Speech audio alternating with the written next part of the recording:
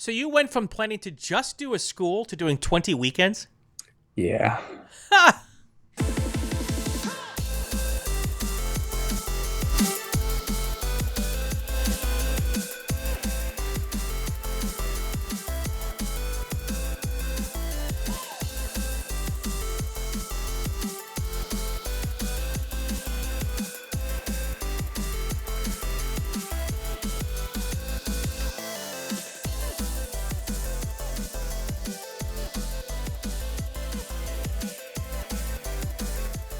Welcome to episode 239, I believe, of Inside the SCCA. I'm Brian Belansky, and we've got a great show ahead for you. This is one of those that I kind of got caught off guard. I don't get caught off guard very often. I don't get surprised very often.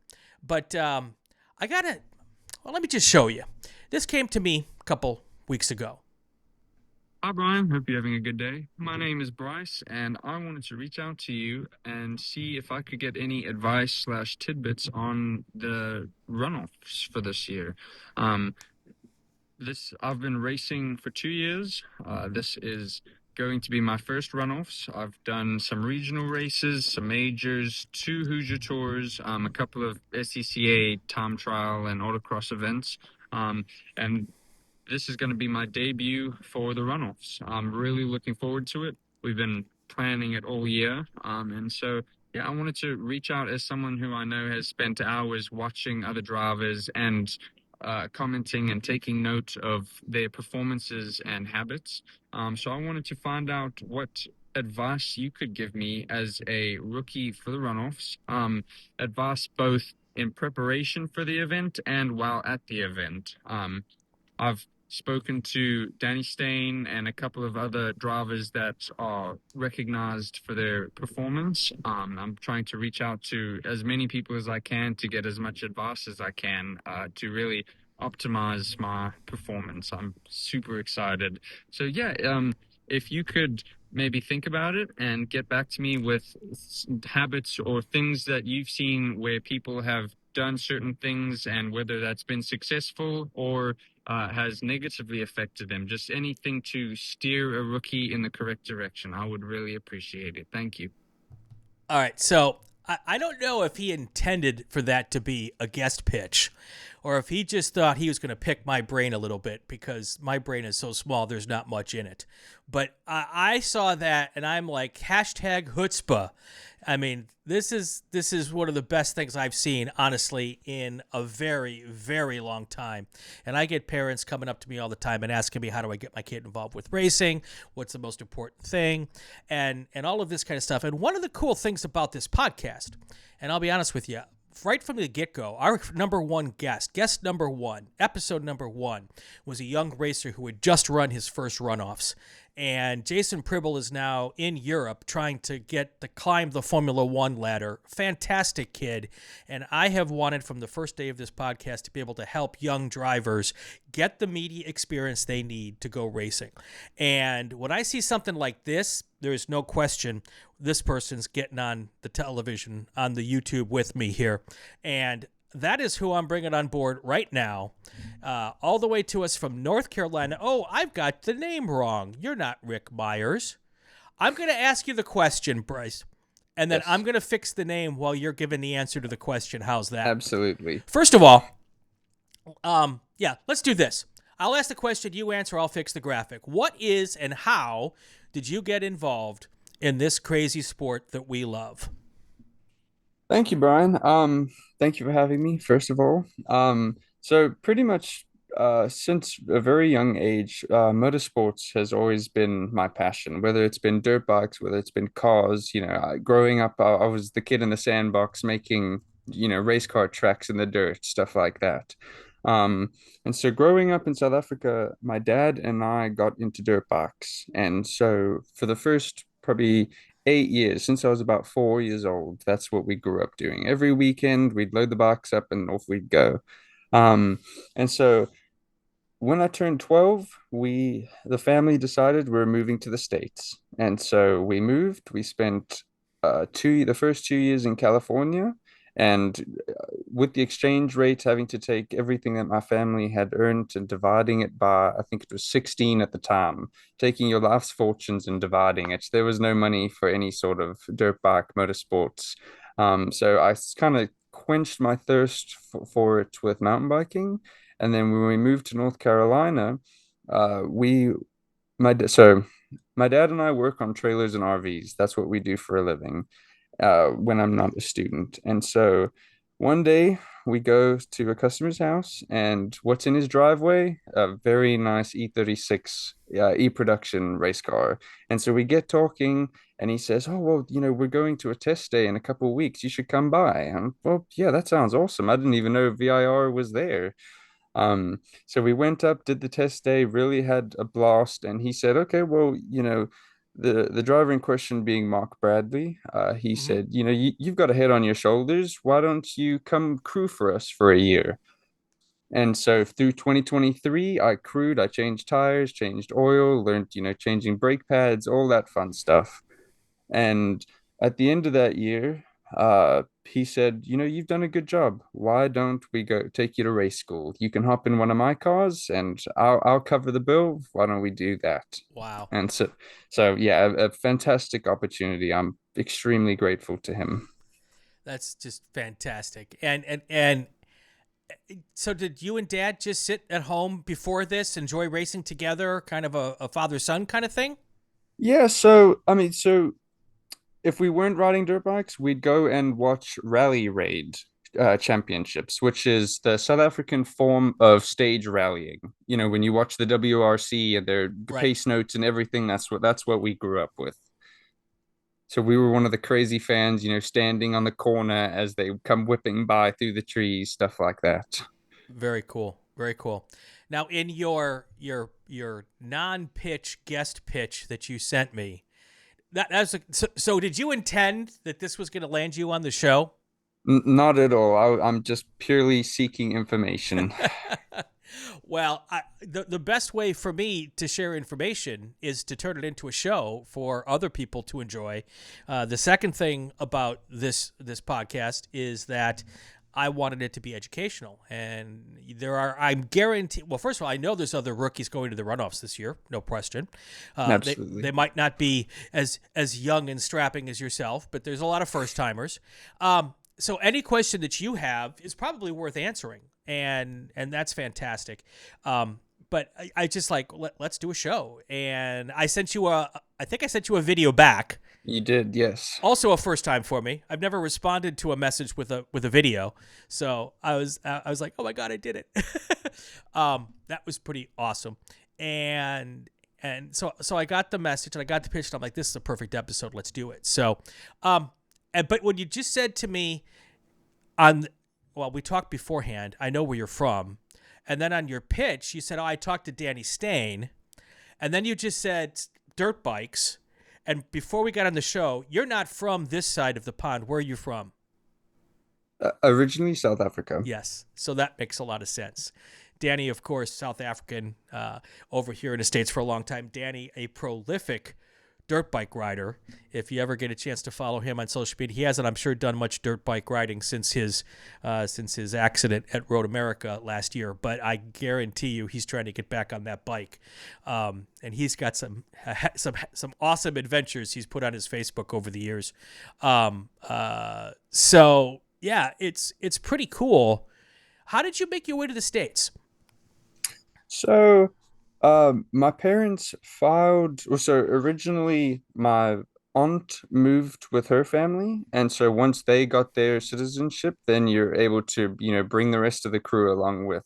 So, I think it was 18 years after my parents filed to start the process of getting their citizenship and moving over. So, after 18 years before I was born, they almost forgot about it. And so one day the call comes and says, "Are you guys still interested?" And my parents said, "Yeah, why not? Let's start that new chapter." Very cool. Very cool. So have you been here your whole life? I was 12 when I moved, 2016. Got it. I was gonna say because you had to get that accent somewhere, and Right. that makes perfect sense. Perfect sense. Um, Before we get into the going to driver school and beyond that, um, you are going to college this year, or are you going to college next year? So I'm 2 years into my degree. Got it. So I'm at a local community college, and then yeah. And then you're going to school next year for something pretty cool, correct? Yep, motorsports engineering. So I figure if I can't continue to race them, I'll build them. Very nice. Very nice. There's someone in your area I can hook you up with in that department as well. So it's all about the hookups here on the show. Absolutely. All right. So you go to driver school. Did you do any test days before driver school? Or did you just go right to driver school? So we did one small little time trial event that was at a small little track that most people haven't heard of, NCCAR, the North Carolina Automotive Research Okay. Center. So we did that, and it wasn't an apples to apples comparison against the competitors because I was in a prepped race car on slicks, starting off with Hoosiers. I mean, it doesn't get any better than that as your introduction. So we did that, and we finished on the podium for the event for never having touched the track. So that was like, wow, that was wow. That's cool. Uh, No carts? No karting? nope, nope, nothing other than going to the mall on a Sure. Saturday and How about sim racing? not at that point. Okay. So you are an anomaly in this world today. Um, an enigma, you might even say. Most kids your age, and I can still call you kid. I know you're an adult, you're in college, and you're 2 years in, but I'm going to call you kid nonetheless. Most early young drivers have one of two things or both, and that is a load of karting experience or a load of sim racing experience. And you come to this without having any. But you had a lot of time on dirt bikes, right? Yep. Okay.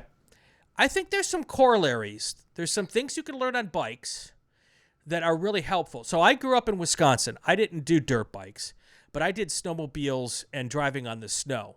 Yep. And traction, feeling a vehicle slip and slide. Physics. Yep. Exactly. Is something I had a ton of experience in. I also didn't do karts because back when I was doing this, karts were a thing, but it wasn't a huge thing. Or if it was, my family didn't really pay attention to it. And there were no such thing as simulators at that point in time. We had pole position at the arcade. I'm sure you probably don't even know what that is. Look it up. It's fun. I know of Daytona. Okay. It's kind of along those lines. But I didn't have any of that. None of us did. We didn't even have video in our car, so you couldn't go to YouTube to see what a track looked like ahead of time. You just had to go there and learn it the first time. When you went to that first school, what was it like? Amazing. It was just heaven. So that was a 3-day event. It was the Hyler Memorial School down at Roebling Road Mm-hmm. in Savannah, Georgia. So yeah, that was a 3-day event, taking the day off school and basically spending the whole weekend getting, I think it was maybe 3 hours of track time. And it was just a blast. And how did you fare? I'm guessing there were other people at the school who had some of that karting or sim racing experience. I believe so. So one of the people there would have been Bobby Gossett, the Spec Miata Okay. driver. So yeah, he was there. Um, there was a gentleman in a GT3 Porsche Cup car from the Wow. 2000s. So yeah, a real big dog at the school. And then I think for the most part, everybody else there was a pretty a fresh spirit. Where did you, what car did you drive at the school? So that was well, it was, at the time it was an ITR BMW Z3. Um, is that the car you drive today as well? Yes. Tell me a little bit about that car. So it started off as Ricky Thompson's kind of project. Mark Bradley bought it from him in, I believe, 2018 Okay. as just a backup car. And so over time, he did a little bit of engine work to it, and that bumped it up to e-production. He took that to the 2023 runoffs or Okay. 2022 runoffs, the last year at VIR. Very cool. Um, and when was your school? How long ago? February of 2024. February So 2024. last Okay. year. Okay. So you could have 2 years of racing under your belt before you get to your first runoffs coming up here in a couple of weeks. From February 2024, how much racing did you do last year? What was your your season look like last year? So last year was it was supposed to be school and we were done. And then Mark's been equally as uh invested in my sort of career. So initially it was we'll go to school, and then it was well, you need at least two races to keep your license active. Why don't we go do two more races? And so after I believe we did 20 weekends last year. Okay. So we prioritized seat time. So Yep. it was, all used tires throughout the season, stuff like that, and just getting as much, bum in seat time as possible. And then we managed to secure, I was for the North Carolina region, I was lucky enough to be awarded Rookie of the Year. Nice. So you went from planning to just do a school to doing 20 weekends? Yeah.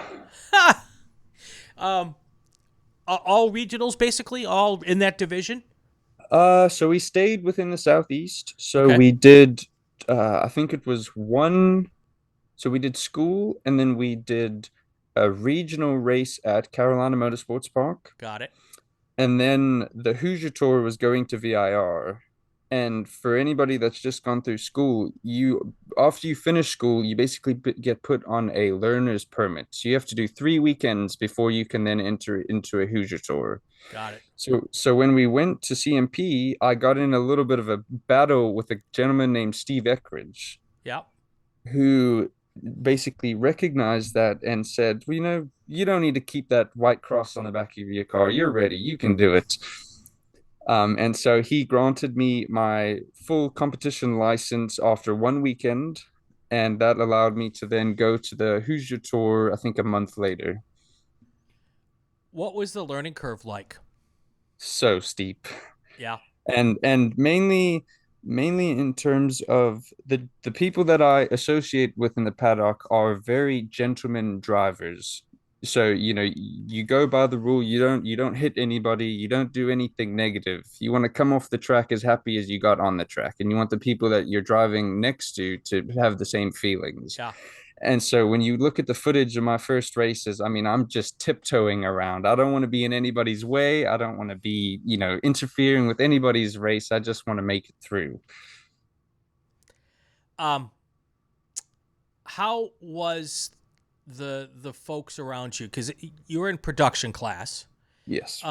Production classes are some of what I consider the family classes.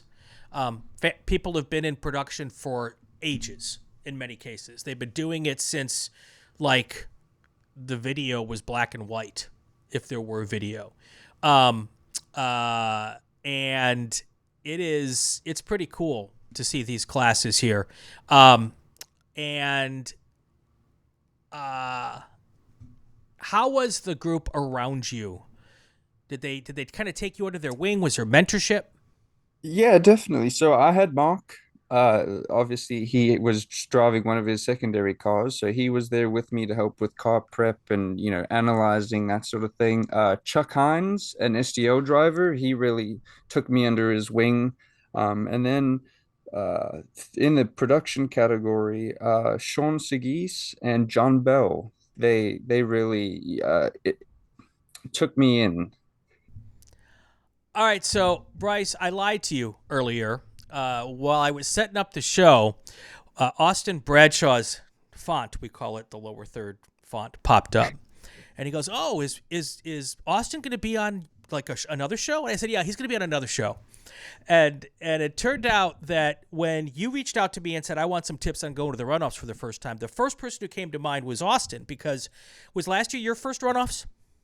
No, it was 2021 at Got Indy. it. I knew you were young and Recently. an F-Prod driver and kind of new to the runoffs, and I figured you would have some great advice to to give along to someone who's just coming to go to their first one. And then you had mentioned that you and Bryce had talked last year a little bit, which I thought was cool. I was like, this kid knows who to talk to get the right advice. And then you and I decided that we weren't going to tell him that you were going to be on the show, and I was going to surprise him here. Now, what people don't know is how the sausage is made. So for the last 5 minutes, I've had technical difficulties, and I've been trying to get Austin on the TV with us, but Bryce and Austin could talk. So Bryce got the surprise busted before we actually got it on television. So I lost that oh my gosh reaction that I was hoping for. You could fake it if you want, Bryce. But perfect. But we're all here, and Bryce, Austin, Bryce. Now, did you guys do video talks or just telephone? No, this would be our first video introduction to each other. Perfect. I love it.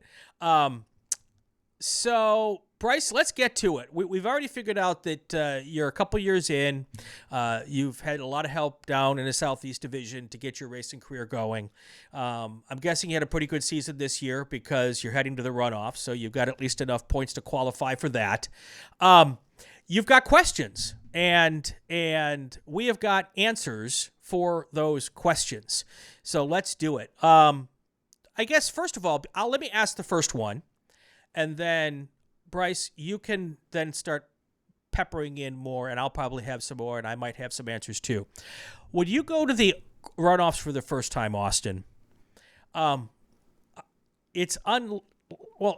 just give me your impression of the first time you drove through whatever the tunnel is or the gate to get to wherever your first runoffs was, and just give me that moment. What was it like?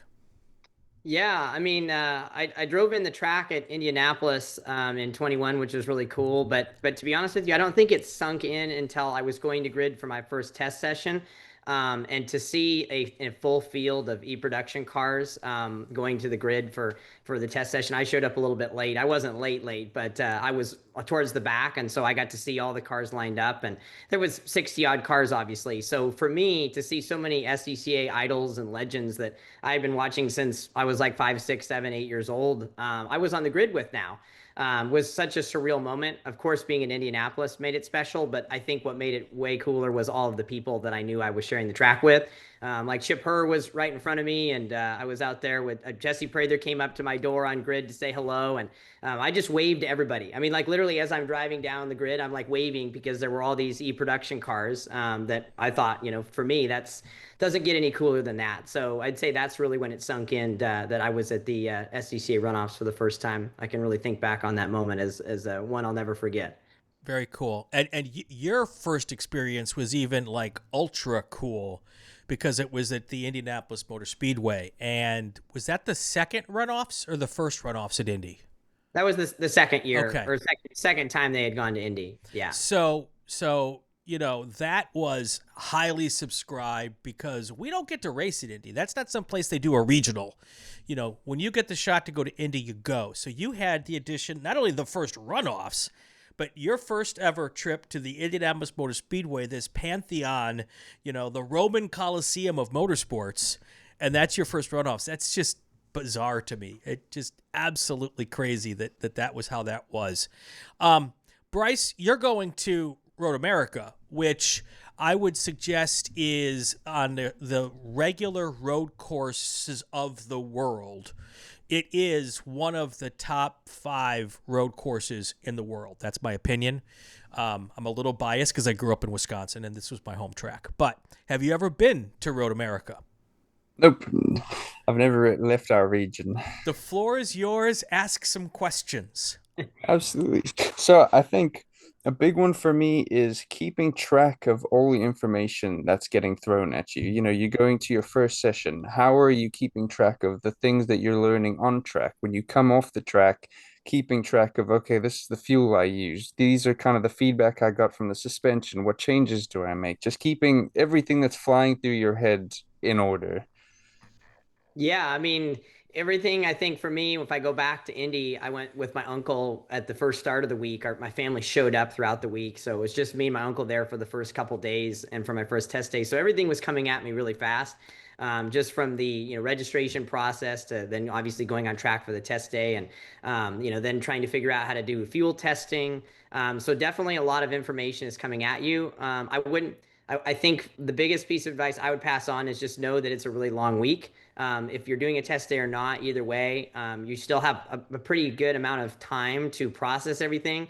The beauty of the event is that it is, obviously a lot longer than your typical, regular majors race, which is packed into 2 days and then maybe a test day, obviously. So for me, we tested on like Monday or Tuesday, and then, I was able to sort of overcome some of the challenges with the fuel testing and then getting my test port all dialed in for the tech officials, and learning where everything's at is obviously all sort of new and coming at you. And it's a new track, like, it will be for you to learn where everything's at Road America. But I wouldn't put too much pressure on yourself. You'll have ample time. You're not on track like 5 times a day or anything. So even on the test day, if you do 2 or 3 sessions, you'll still have plenty of time to kind of explore and take it all in. But you'll have a week long to kind of process it all and kind of get your brain and your car set up and everything dialed in as you kind of narrow down throughout the week towards, the qualifying sessions and the end of qualifying. I would say the another portion of that is you don't remember everything. Get dad to bring a notebook and tell dad what you think when you get off the racetrack. Make him write it down, or grab your phone, talk into your voice recorder, and just get those first thoughts out of your brain of what you're processing in the session. You've got a whole day, not on qualifying days, to come back before you're going to get on the track again. So you can go back and listen to those voice notes. You can talk to dad about what you remembered immediately, and then go back an hour later and have the exact same discussion again, because what you remember to immediately come off the track versus what you remember when you've had a chance for the adrenaline to go away, a whole different set of things that you remember. So get all those written down, and then you can process that for the next 24 hours until you get on track again the next time. That's my 10 cents on that one. So Absolutely. Yeah, that's a great idea. It's funny you say dad. He'll most likely be at a corner station. Oh, well, then find somebody. Find a crew member, find somebody who can be your brain, because you're going to have an out-of-body experience, at least on that first day. Cool. All right, next question, Bryce. So prioritizing, obviously financials is a big part of doing this trip, especially, the longer you're traveling, the bigger it gets. And so how important is it to have a fresh set of stickers for every session that you touch the track, a fresh set of brake pads, all the stuff like that? That's a really good question, Bryce. I wondered that same thing when I went to the Indy runoffs, and I think, one set of contingency tires that season. And so I showed up with like 2 sets of scrubs or 3 sets of scrubs, and I got my new tires that I picked them up at the track.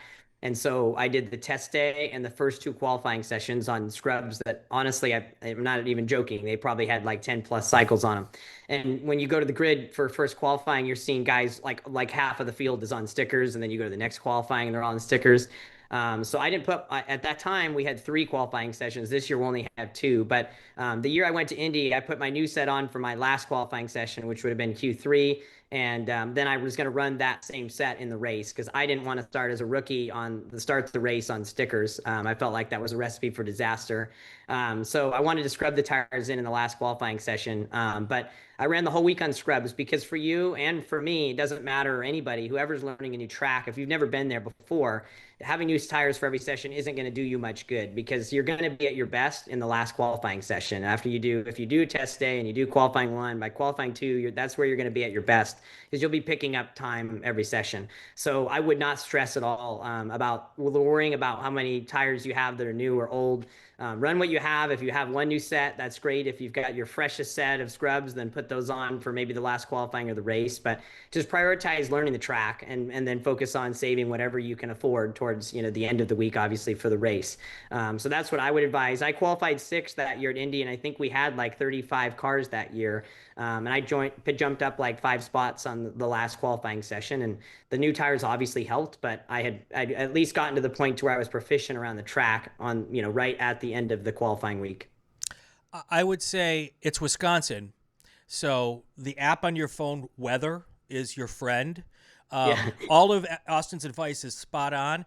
But if it looks like your qualifying on the last day is going to be wet or possibly sketchy weather-wise, get that good set on for the first qualifying session so you can get some good times in there, because you just don't know what the next day is. If all the weather looks great, then stay with Austin's advice and don't change that up at all.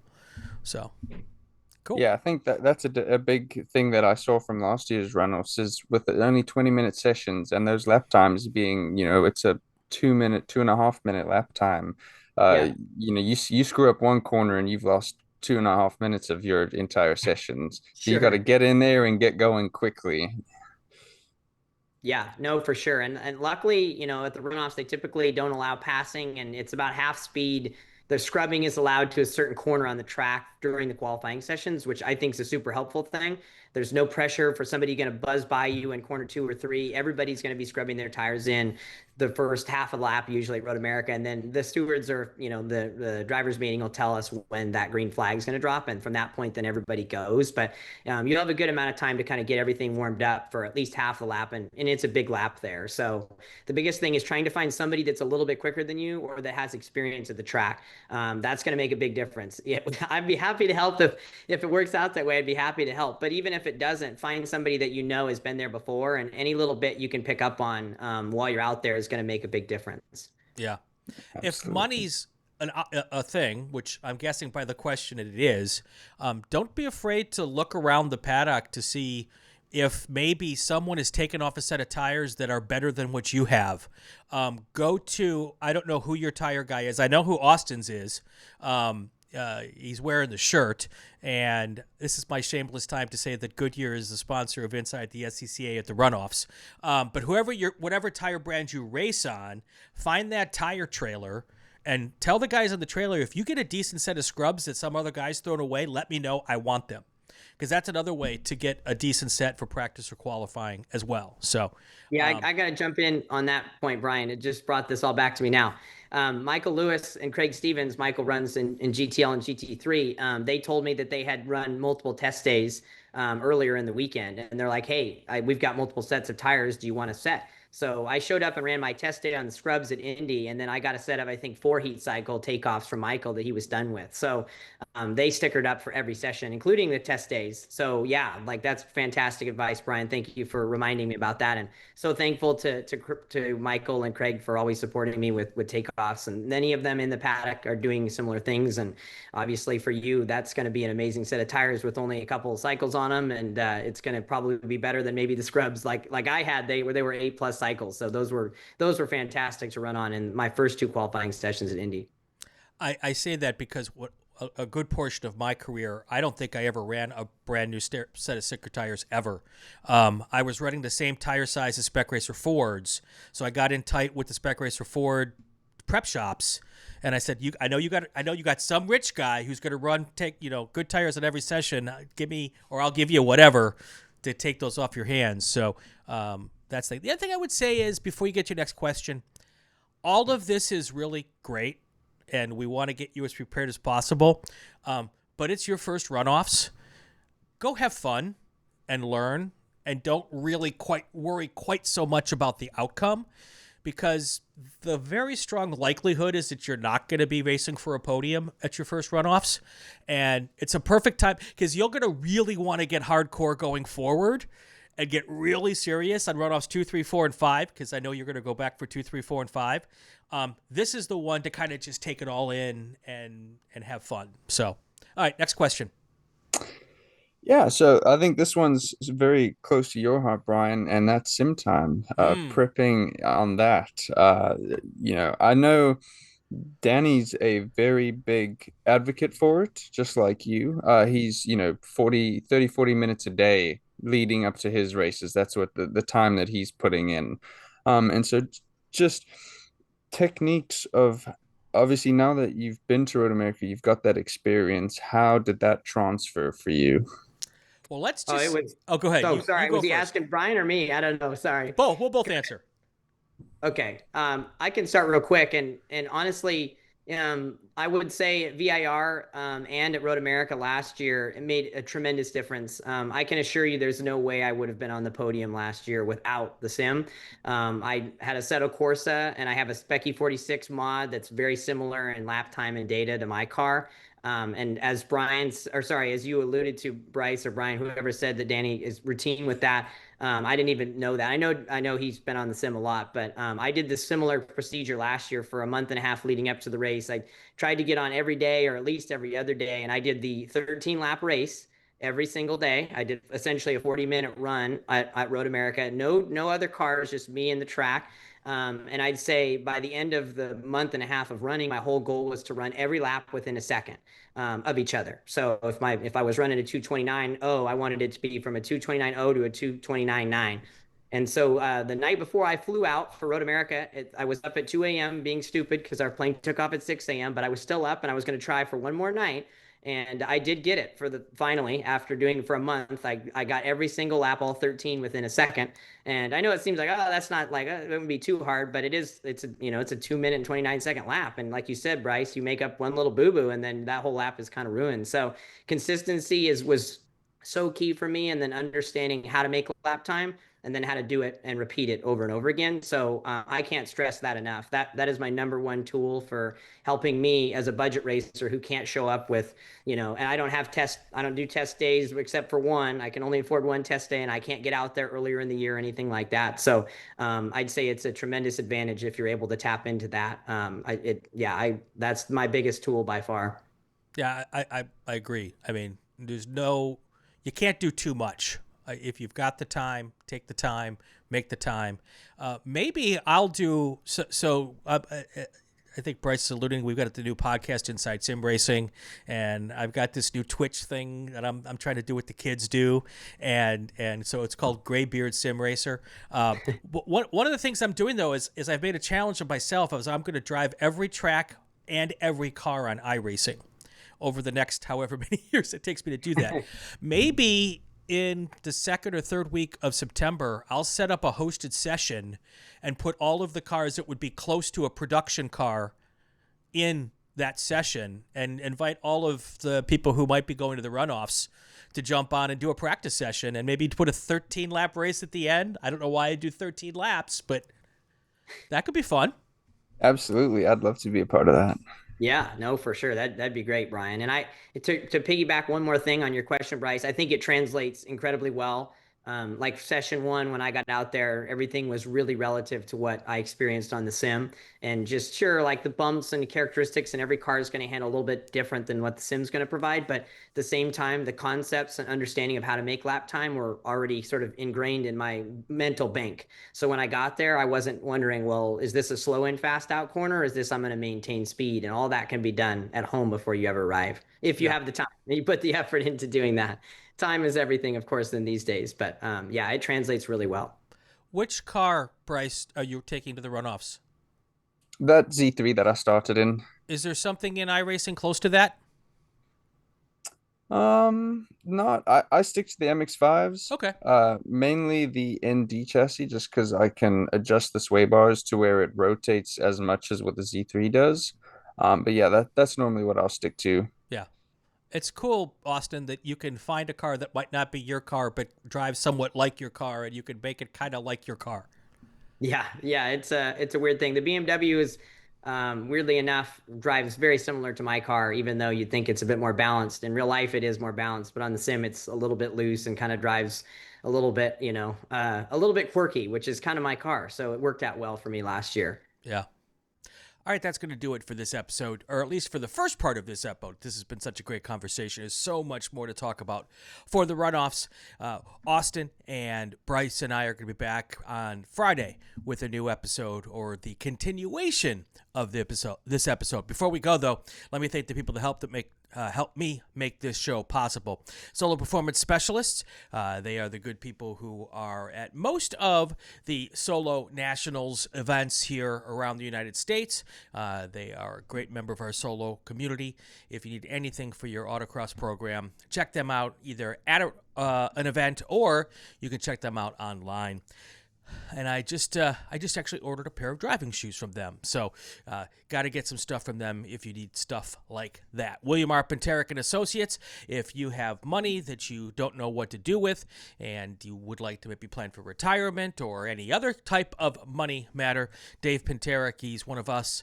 He's one of our racers, and he is really good with that stuff. Check him out. All of his information is in the show notes. Porterfield Racing Brakes, a big supporter of Inside the SCCA and the SCCA in general. Big thank you to them. If you need anything for your braking needs, as well as, I'm not talking about braking, I'm talking about stopping, woeing needs, check them out. They have a bunch of stuff from brake pads to brake fluid, but also a bunch of stuff for working on the car at the racetrack, pit stop stuff as well. Really good people. Porterfield-brakes.com. Babyface Fabrications, they are the sponsor of our tech tip. We'll have a tech tip from them on the Friday show. Some really good stuff, runoffs related. Check them out, Babyface Fabrication. They're based out of North Carolina, but they help do cage fabrication and any other fabrication you need as well. Really good people. Check them out. Very, very to have them on board. And next up, I believe, is going to be Ray Esports. Ray Esports is the official sim racing league of Inside the SCCA. Check them out. I race with them most every Saturday that I'm not actually at a racetrack in their Weekend Warrior Formula V program. They also have Weekend Warriors on Sundays for Spec Racer Ford and Formula Ford. And they do some stuff on Tuesdays, I believe, still, too. So check those guys out. All of the information for all of our partners in the show notes. That's going to do it for another edition of Inside the SCCA. I'm Brian Belansky. Austin and Bryce will be back for another show on Friday. Have yourself a great week. If you haven't done so yet, like and subscribe so you know what we're doing every week. Like and subscribe to the Racing Network on YouTube. Also, the Racing Network on the podcast, on all your Odyssey channels. Odyssey? All your Spotify and audio podcast channels, iPhone podcasts, Apple podcasts, all that kind of stuff. We're there. Check us out there. Again, I'm Brian Belansky. Back on Friday with another episode. Have yourself a great week. Stay safe and go play with cars.